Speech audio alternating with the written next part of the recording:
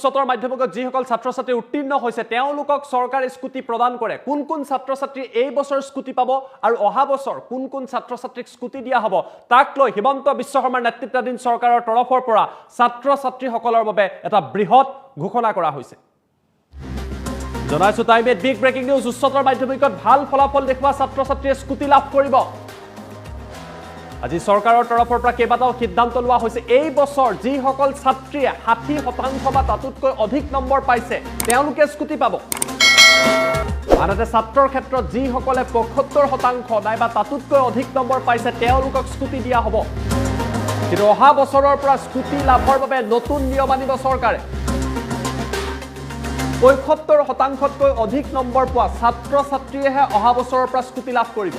অৰ্থাৎ দুটা কথা যি কোৱা হৈছে হিমন্ত বিশ্ব শৰ্মাৰ নেতৃত্বাধীন চৰকাৰে দুটা সিদ্ধান্ত লৈছে এই বছৰ স্কুটিৰ ক্ষেত্ৰত কোৱা হৈছে যিসকল ছাত্ৰীয়ে 60% বা তাতোতকৈ অধিক পাইছে 60% বা তাতোতকৈ অধিক পাইছে উচ্চতৰ মাধ্যমিকৰ চূড়ান্ত বৰ্ষৰ পৰীক্ষাত তেওঁলোকক এই বছৰ স্কুটি দিয়া হ'ব লৰাৰ ক্ষেত্ৰত 75% বা তাতোতকৈ অধিক যিসকলে নম্বৰ পাইছে তেওঁলোকক স্কুটি প্ৰদান কৰিব কিন্তু অহা বছৰৰ পৰা এই নিয়মৰ কিছু